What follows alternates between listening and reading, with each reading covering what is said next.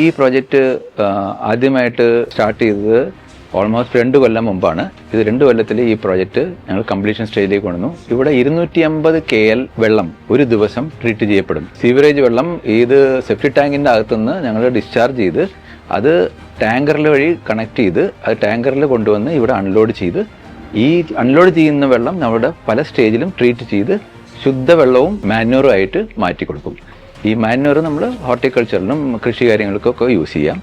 ശുദ്ധവെള്ളം എന്നുള്ളത് ബാക്കി utility services, അതായത് ഗ്രൗണ്ട് വാട്ടർ റീചാർജും അതല്ലാണ്ട് ഹോർട്ടിക്കൾച്ചറും പിന്നെ ബിൽഡിംഗ് കൺസ്ട്രക്ഷനും പിന്നെ അത് മറ്റേ യൂട്ടിലിറ്റീസിലായിട്ട് യൂസ് ചെയ്യാൻ പറ്റുന്നതാണ്.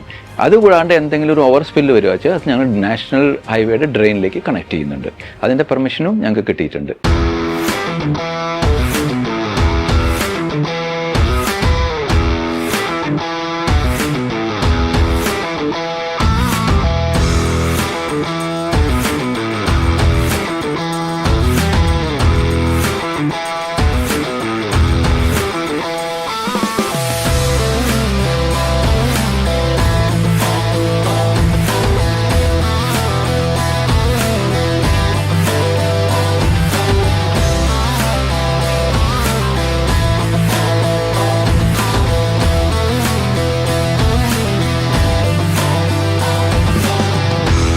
ഇനി പുതിയ പ്ലാന്റ് വരുന്ന സ്ഥലത്ത് എതിർപ്പുള്ളവരെ ചേർത്തലയ്ക്ക് കൂടി പറഞ്ഞുവിടാം. ഇത് കാണിക്കാം, ഇത് പോയി കാണാൻ. എതിർപ്പുണ്ടായൊരു സ്ഥലത്ത് പ്ലാന്റ് വന്നു, എങ്ങനെ പ്രവർത്തിക്കുന്നു നിങ്ങളൊന്ന് പോയി കണ്ടിട്ട് വരൂ എന്ന് നമുക്ക് പറയാം. അപ്പോ അതാണ് ചേർത്തലയുടെ പ്രാധാന്യം. ഞാനീ പറയുന്ന അങ്ങേയറ്റത്തെ സന്തോഷത്തോടെ, ചെറിയ സന്തോഷമല്ല, കാരണം ഇതിനു വേണ്ടി അത്രയും മെനക്കെട്ടിട്ടുണ്ട്, ഒരുപാട് പേര് മെനക്കെട്ടിട്ടുണ്ട്. അപ്പൊ ഒരിക്കൽ കൂടി ഇത് യാഥാർത്ഥ്യമാക്കാനും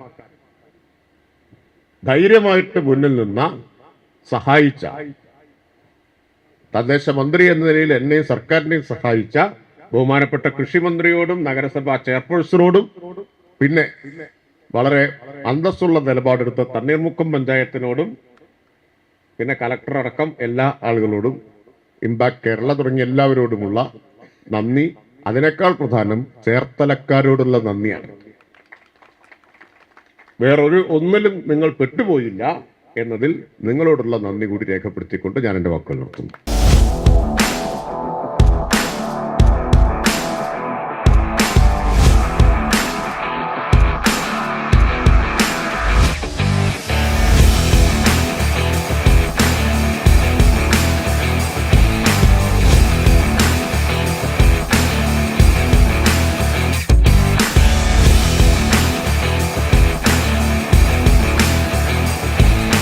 ഒരുപാട് ജലാശയങ്ങളുള്ള നാടാണ് നമ്മുടെ കേരളം.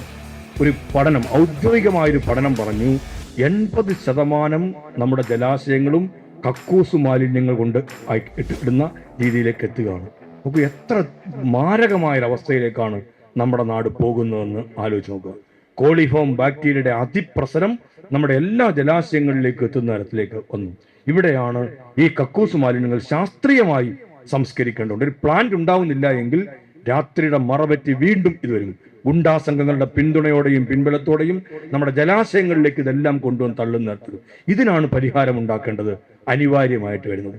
വേമ്പനാട് കായലിന്റെ ശുദ്ധീകരണം കൂടിയാണ് ഈ ഒരു പ്ലാന്റ് വരുന്നതോടുകൂടി നടക്കുന്നത്. അത് ചേർത്തലയ്ക്ക് മാത്രമല്ല, ചേർത്തലയുടെ സമീപ പ്രദേശങ്ങളിലേക്കുള്ളതല്ല, എന്തിനേറെ നമ്മുടെ വേമ്പനാട് കായലിന്റെ കൂടി ശുചീകരണം നടപ്പിലാകാൻ പോകുന്നു എന്നുള്ളതാണ്. ഞാൻ കളക്ടറോട് പറയുകയായിരുന്നു, വേമ്പനാട് കായൽ മറ്റൊന്ന് നമ്മുടെ ഹൗസ് ബോട്ടുകളാണ്. വലിയ പ്രതിസന്ധിയാണ്, എല്ലാം കൊണ്ട് അങ്ങോട്ടേക്കാണ് തള്ളുന്നതല്ല. എത്ര ദയനീയമായ അവസ്ഥയാണെന്ന് ആലോചിക്കുക. അതും നമുക്ക് അവസാനിപ്പിക്കേണ്ടത്. എവിടെ കൊണ്ട് തള്ളുമെന്ന് ചോദിക്കുന്നവരുണ്ട്, അതും നമുക്ക് ഇവിടേക്ക് എത്തിക്കേണ്ടതുണ്ട്. കർശനമായ നിയമ നടപടികൾ സ്വീകരിക്കണം. അതോടൊപ്പം തന്നെ ഈ പ്രവർത്തനങ്ങൾ കൂടി ഉണ്ടാവണം. അപ്പോൾ ഒരു സംവിധാനം ഒരുക്കാതെ നമ്മൾ പറഞ്ഞിട്ട് കഥയില്ല. ആ സംവിധാനമാണ് ഇവിടെ. എന്തെല്ലാം തടസ്സങ്ങൾ ഉണ്ടായാലും ആ തടസ്സങ്ങളെല്ലാം മാറിക്കിട്ടി ഇന്നത് യാഥാർത്ഥ്യമായി തീരുന്നു എന്നുള്ളതിന്റെ പേരിൽ അതിയായ സന്തോഷമുണ്ട്.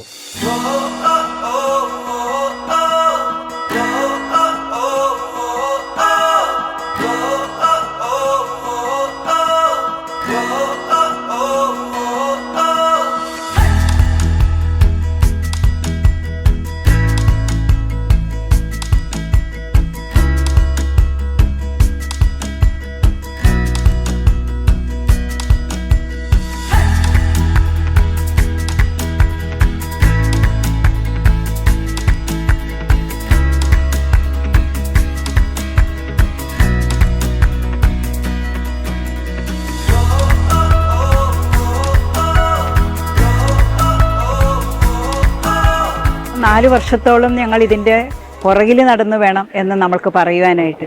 അതിൽ ഒരുപാട് ആൾക്കാരുടേതായിട്ടുള്ള സഹകരണങ്ങൾ ഞങ്ങൾക്കുണ്ടായി. 2023 ചേലത്തെ ചേർത്തല എന്ന് പറയുന്ന മാലിന്യമില്ലാത്തതായിട്ടുള്ള ചേർത്തല നഗരസഭ രൂപം കൊണ്ടപ്പോഴത്തേക്കും അന്നും നമ്മൾക്കൊരു വെല്ലുവിളിയായി വന്നത് ഈ കക്കൂസ് മാലിന്യം നിങ്ങൾ എന്ത് ചെയ്യും എന്നുള്ളതായിരുന്നു. പക്ഷേ അതെല്ലാം നമ്മൾക്ക് എത്രയും വേഗം ഇല്ലാണ്ടാക്കുവാനായിട്ടുള്ള സാഹചര്യം നമ്മളെ സംബന്ധിച്ചുണ്ടായി. നമുക്ക് ചെറിയ ചെറിയ പ്രശ്നങ്ങൾ നമ്മുടെ ഈ പ്രദേശത്തുണ്ടായിരുന്നു എങ്കിൽ തന്നെയും അതിനെല്ലാം മാറ്റം വരുത്തിക്കൊണ്ടും ജനങ്ങളെ ഒന്നായിക്കൊണ്ട് തന്നെ നമ്മൾ കണ്ടുകൊണ്ടും ജനങ്ങളുടെ എല്ലാവിധ വികാരങ്ങളെയും നമ്മൾ മനസ്സിലാക്കിക്കൊണ്ടും നമ്മുടെ മന്ത്രി അടക്കം, രാജേഷ് മന്ത്രി അടക്കം ഇവിടെ വന്ന് അതിനൊരു പരിഹാരം കാണുകയും ആ പരിഹാരത്തിൻ്റെ അടിസ്ഥാനത്തിൽ നമ്മൾക്ക് ഇന്ന് എത്രയും വേഗം ഉള്ള കാര്യങ്ങൾ ചെയ്യുവാനായിട്ട് സാധിച്ചു.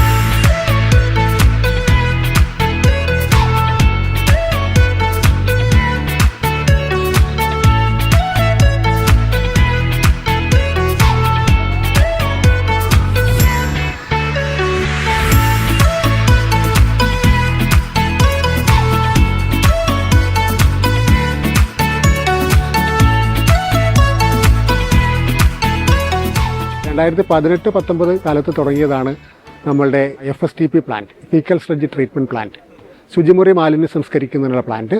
അത് ഇവിടെ ഇപ്പോൾ പൂർത്തിയായിരിക്കുന്നു. നമുക്കതിൻ്റെ പ്രവർത്തനം ആരംഭിച്ചത് 2023 ഫെബ്രുവരി മാസത്തിലാണ്. 23, 24, 25 ഇങ്ങനെ 2 വർഷക്കാലം കൊണ്ട് നമ്മൾ അതിൻ്റെ പ്രവർത്തനം പണി ആരംഭിച്ച് പ്രവർത്തനം പൂർത്തീകരിക്കാൻ നമുക്ക് കഴിഞ്ഞു. ഇവിടെ നമുക്ക് 250 KLD kilolitre per day മാലിന്യമാണ് സംസ്കരിക്കാൻ കഴിയുക. അതായത് 2.5 ലക്ഷം ലിറ്റർ ശുചിമുറി മാലിന്യം നമുക്ക് സംസ്കരിക്കാൻ കഴിയും. ഏതാണ്ട് 50-60 ലോറികൾ നമുക്കിവിടെ സംസ്കരിക്കാനുള്ള സംവിധാനം നമ്മൾ ഉറപ്പുവരുത്തിയിട്ടുണ്ട്. ഇതിൽ നിന്ന് നമുക്ക് മാലിന്യത്തിനെ, ഈ ശുചിമുറി മാലിന്യത്തിനെ രണ്ടായിട്ട്, വളമായിട്ടും നല്ല വെള്ളമായിട്ടും ട്രീറ്റഡ് വാട്ടറായിട്ടും മാറ്റാനുള്ള സംവിധാനമാണ് ഇവിടെ ഉള്ളത്. ഏതാണ്ട് BOD 10-ൽ കുറവ് ക്വാളിറ്റിയിൽ, PH 7 ക്വാളിറ്റിയിൽ നമുക്ക് ഇവിടുന്ന് ശുദ്ധീകരിച്ച ജലം ലഭ്യമാകും. ആ ജലം നമുക്ക് കാർഷിക പ്രവർത്തനങ്ങൾക്ക് ഉപയോഗിക്കാം. അതുപോലെ തന്നെ നമുക്ക് നിർമ്മാണ പ്രവർത്തനങ്ങൾക്ക് ആവശ്യമായ വെള്ളം ഇവിടുന്ന് കൊടുക്കാൻ കഴിയും. പ്ലാന്റ് നിൽക്കുന്ന സ്ഥലത്തെ വെള്ളം വളരെയധികം മോശമാണ് എന്ന് കണ്ടെത്തിയിട്ടുണ്ട്. ആ വെള്ളം, ഈ വെള്ളത്തെ ഉപയോഗിച്ച് നമുക്ക് ട്രീറ്റ് ചെയ്യാൻ കഴിയും. ഈ വെള്ളം റീചാർജ് ചെയ്താൽ മോശം വെള്ളം നല്ല വെള്ളമായിട്ട് മാറുന്ന ആ ഒരു കാഴ്ച നമുക്ക് വരുന്ന ആളുകളിൽ കാണാൻ കഴിയും.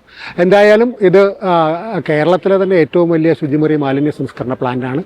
250 KLD ഒരു ദിവസം ഈ ശുചിമുറി മാലിന്യം മാത്രം സംസ്കരിക്കാനുള്ള സംവിധാനം ഇവിടെയുണ്ട്. അതുപോലെ തന്നെ ലോകത്തെ ഏറ്റവും വലിയ സോളാർ എനർജിയിൽ പ്രവർത്തിക്കുന്ന പ്ലാന്റും കൂടിയാണിത്. ഇന്ത്യയിലെ ആദ്യത്തെ സോളാർ എനർജി പ്ലാന്റാണിത്. അങ്ങനെ ധാരാളം പ്രത്യേകതകളുള്ള ഒരു പ്ലാന്റാണ്. ഇവിടെ MBBR ടെക്നോളജിയാണ് ഇവിടെ ഉപയോഗിക്കുന്നത്. അതിനകത്ത് സ്ക്രൂ പ്രസ് ടെക്നോളജി ഉപയോഗിച്ചുകൊണ്ട് സ്ലഡ്ജിനെ, ശുചിമുറി മാലിന്യത്തിലുള്ള സ്ലഡ്ജിനെ കേക്കുകളാക്കി മാറ്റി അതിനെ പിന്നീട് വെർമി കമ്പോസ്റ്റിലൂടെ കമ്പോസ്റ്റാക്കി മാറ്റുന്നതിനുള്ള സംവിധാനം നമുക്കിവിടെ ഏർപ്പാട് ചെയ്തിട്ടുണ്ട്.